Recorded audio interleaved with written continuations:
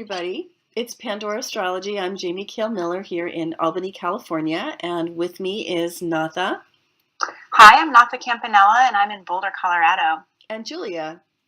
Hey guys, Julia Mikos here, and I'm calling from San Francisco, California.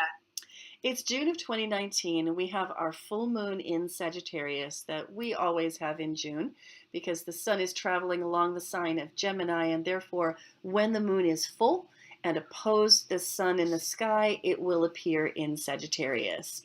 Sagittarius is a pretty bubbly, upbeat sign, so we can expect the mood to be, playful, fun-loving, light, not really wanting to go down into negative moods. Julia, what do you think about that? Yes, well, the full moons can tend to manifest in our relationships because the two luminaries can kind of represent a dyad, which can be expressed in relationships.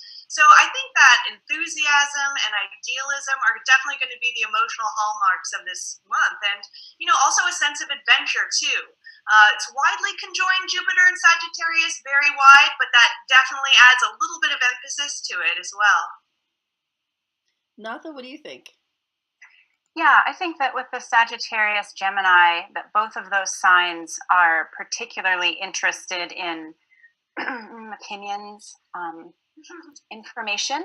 And, something that I see in the world right now is everybody's trying to make everybody else agree with their opinion.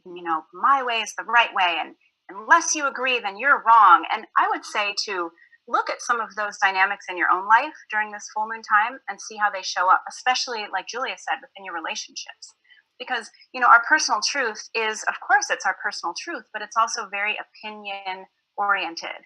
And sometimes it's okay to just believe what we believe without trying to force other people to follow, to shift their beliefs. And so I think that's something that I'll be being very aware of during this full moon period. And, you guys might want to as well. Yeah, I think that a full moon is a time when emotions run high. And in Sagittarius, that emotional moon is in a very right-brained sign.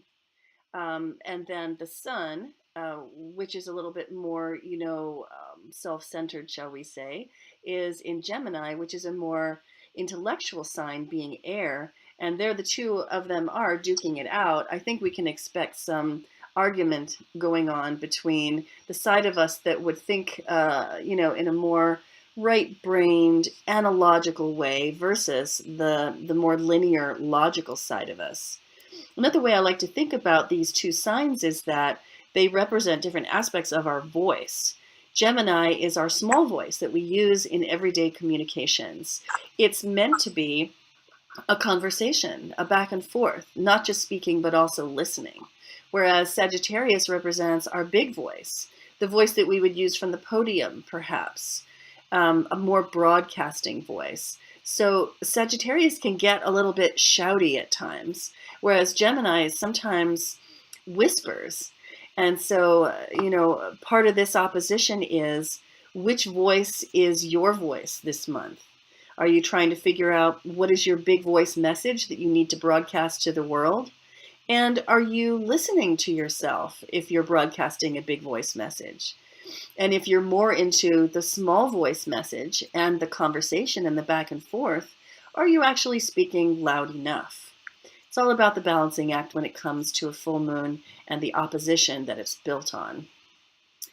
So thanks for watching this video, everybody. We'll see you around the cosmos. Bye.